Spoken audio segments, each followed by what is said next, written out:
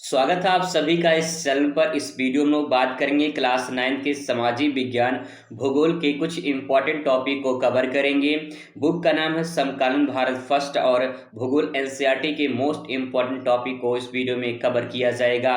यहाँ पे चैप्टर का नाम है भारत आकार एवं स्थिति और उसमें जो टॉपिक हम लोग कवर करने वाले हैं, भारत का परिचय, भारत की स्थिति, भारत का आकार, भारत के पड़ोसी देश, कर्क रेखा, भारत के राज्य और केंद्र शासित प्रदेश, ये पूरा टॉपिक अगर आप कवर कर लेते हैं तो बहुत कुछ आपको तैयार हो जाएगा।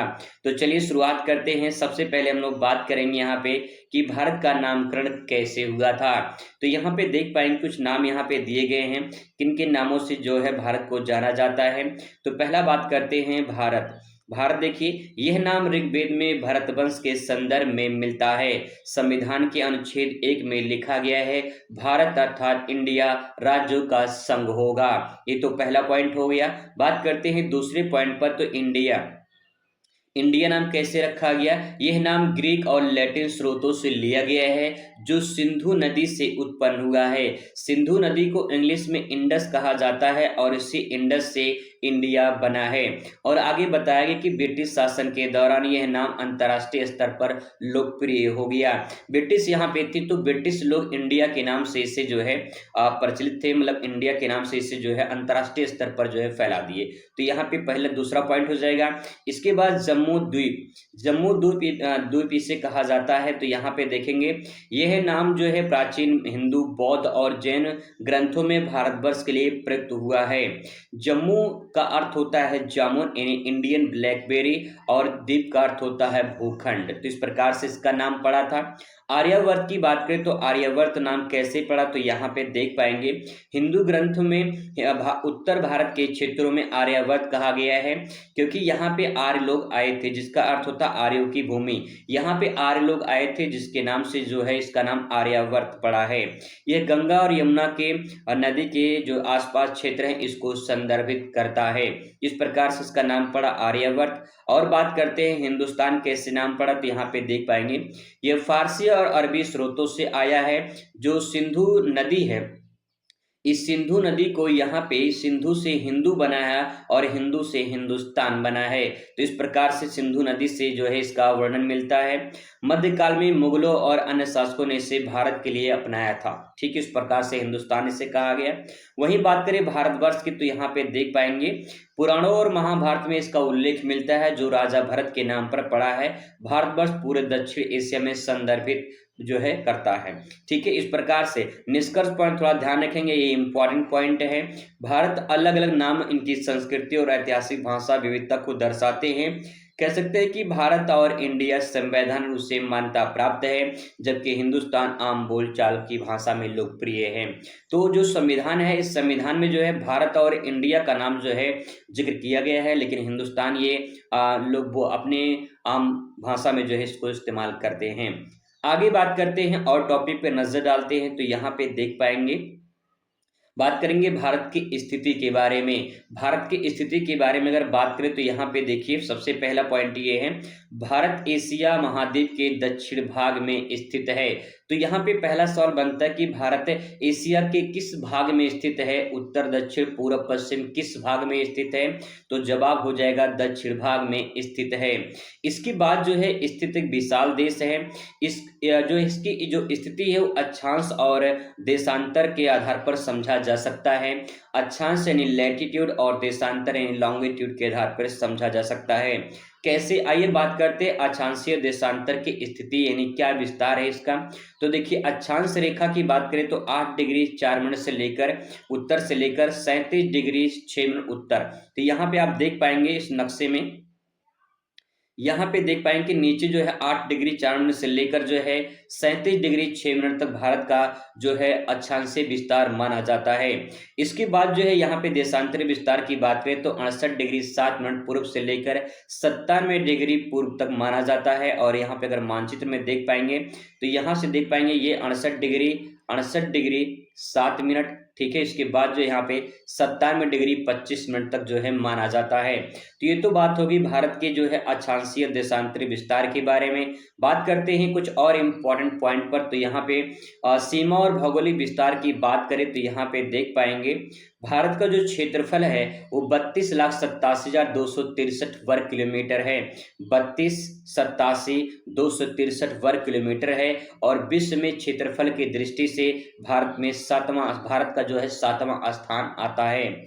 वहीं बात करें आगे तो इसकी जो उत्तर से दक्षिण की लंबाई है वो 3214 किलोमीटर है। यानी सिंपल भाषा में कहें, आप मोबाइल नंबर की तरह याद कर सकते हैं। उत्तर से दक्षिण की लंबाई 3214 और पूर्व से पश्चिम की लंबाई 2933 है। मानचित्र में इसको देख पाएंगे यहाँ पे।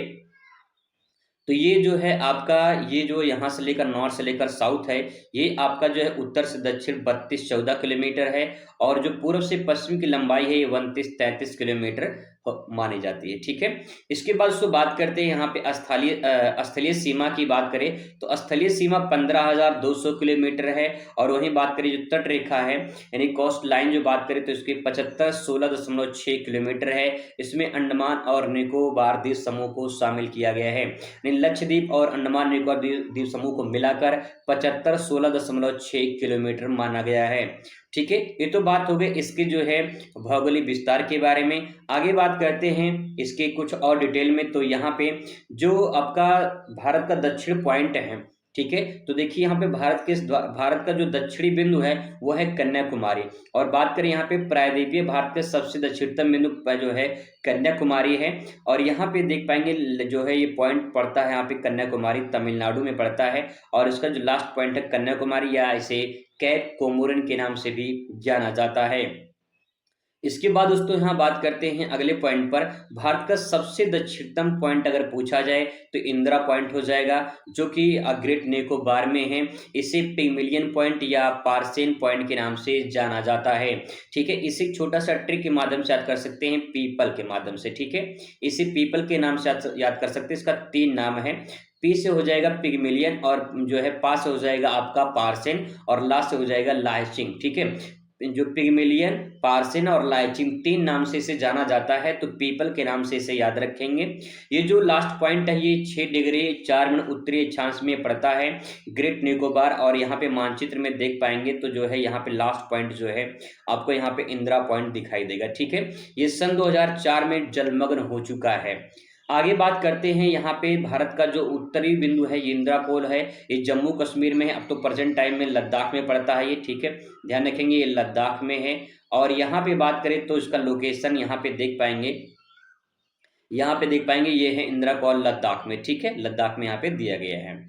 बात करते हैं यहाँ पे अगले पॉइंट पर। तो अगला पॉइंट है यहाँ पे भारत का सबसे जो पूर्वी बिंदु है वो किबीथु है, जो कि अरुणाचल प्रदेश में पड़ता है। तो किबीथु की बात करें यहाँ पे देख पाएंगे किबीथु जो लास्ट पॉइंट है वो आपका अरुणाचल प्रदेश में पड़ता है। ठीक है, वहीं बात करें दोस्तों आगे पॉइंट में तो यहाँ पे देख पाएंगे नेक्स्ट है पश्चिमी में है सरक्रिक में पड़ता है, जो क्षेत्र का नाम है सरक्रिक हो जाएगा। और गुहार माता या गौर माता के नाम से जाना जाता है। तो यहाँ पे गुजरात में जो है आप देख पाएंगे गौर माता सरक्रिक में पड़ता है गुजरात में। तो ये तो उसके 4 पॉइंट हो गए। यानी भारत का जो सबसे अंतिम बिंदु है वो कौन कौन से उत्तर दक्षिण पूर्व पश्चिम में वो यहाँ बताया गया है।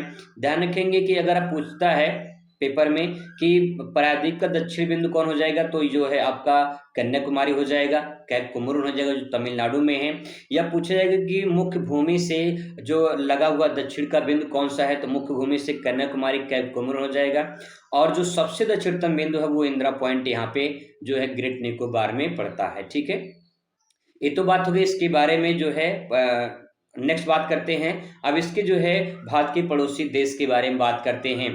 तो भारत के जो पड़ोसी देश है यहाँ देख पाएंगे, यहाँ पे अफगानिस्तान है, ठीक है, पाकिस्तान है, नेपाल है, इधर चीन है और फिर यहाँ भूटान है छोटा सा, बांग्लादेश है, यहाँ म्यांमार है। कुल मिला के 7 देश यहाँ भारत के जो भूमि से सटे हुए हैं वो यहाँ पे 7 देश हैं। ठीक है, वहीं बात करें पाकिस्तान में तो पाकिस्तान में देखिए इस्लामाबाद इसकी राजधानी हो जाएगी। ठीक है, और यहाँ पे जो है इसकी जो रुपया चलता है, यहाँ पे जो मुद्रा चलती है वो पाकिस्तानी रुपया चलता है। बात करें आगे अफगानिस्तान में यहाँ पे देख पाएंगे अफगानिस्तान है और अफगानिस्तान की राजधानी काबुल यहाँ पे हो जाएगी। ठीक है, वहीं बात करें जो है म्यांमार की तो म्यांमार की जो है म्यांमार है आपका न्यायपालिका इसकी राजधानी हो जाएगी। और न्याय जो है क्याट इसकी जो है, क्याट या क्यात लिखा रहता है, इसकी जो है मुद्रा हो जाएगी। नेपाल की राजधानी काठमांडू, नेपाली रुपया यहाँ पे चलता है, नेपाल यहाँ पे देख पाएंगे। और चीन है, चीन की राजधानी बीजिंग है, यहाँ पे रेनमिनबी जो है, रेनमिनबी इसकी मुद्रा है। भूटान की राजधानी थिम्पू है और यहाँ पे नगुंट्रम जो है इसकी मुद्रा है। और वहीं बात करें बांग्लादेश की, बांग्लादेश में ढाका इसकी राजधानी हो जाएगी, टका इसकी जो है मुद्रा हो जाएगी। इसके बाद ये दोनों, ये दो यहाँ पे दो देश ऐसे हैं, मालदीव और श्रीलंका, जो कि जलीय सीमा साझा करते हैं। ठीक है, भारत के मुख्य भूमि से सटे नहीं है, जलीय सीमा साझा करते हैं। तो मालदीव की राजधानी माले हो जाएगी और श्रीलंका की राजधानी पहले कोलंबो थी, लेकिन अब जयवर्धना पूरे कोट्टे हो चुका है। ठीक है, तो ये दो बात हो गई इसके बारे में कि इसके पड़ोसी देश कौन कौन से हैं। ठीक है, आगे बात करते हैं। यहाँ भारत के बीचों बीच एक रेखा गुजरती है, इसका नाम है कर्क रेखा। तो कर्क रेखा, छोटा सा ट्रिक यहाँ पे है जो मैंने ट्रिक बनाया है, यहाँ पे देख पाएंगे आप। महसूस करिए जेसीबी है और आप जेसीबी को टच करते हैं, जैसे आप जेसीबी को टच करते हैं, कह रहे हैं जेसीबी गर्म है मित्र, जेसीबी गर्म है मित्र, इस प्रकार से ट्रिक बना लेंगे। तो देखिए जेसीबी में 3 नाम है और गर्म में तीन नाम है और 2 नाम मित्र में है। तो जेसीबी में 3 नाम देखिए, पहले जे से हो जाएगा झारखंड। ठीक है, तो यहाँ पे देख पाएंगे ये हो जाएगा आपका झारखंड हो जाएगा। इसके बाद सी से छत्तीसगढ़ हो जाएगा, यहाँ पे सी से हो जाएगा आपका छत्तीसगढ़ हो जाएगा। ठीक है, और इसके बाद जो है बी से बंगाल, यानी आपका हो जाएगा बिहार, यानी सॉरी बंगाल हो जाएगा, यानी पश्चिम बंगाल, वेस्ट बंगाल के नाम से जाना जाता है। तो 3 राज्य देखिए जेसीबी में आपका जो है पश्चिम बंगाल, ठीक है, झारखंड और छत्तीसगढ़। 3 नाम तो आपके यहाँ पे ये हो गए, 3 नाम, ये 3 नाम हो गए। और जेसीबी में गर्म में देखिए 3 नाम है, गा से हो जाएगा गुजरात, यहाँ पे हो जाएगा, और राज से राजस्थान हो जाएगा, और मा से मध्य प्रदेश। 3 नाम आपके यहाँ पे हो गए। तो 3 नाम आपके यहाँ से ये हो गए, फिर 3 नाम आपका यहाँ से ये हो गया। ठीक है, बचा 2 नाम।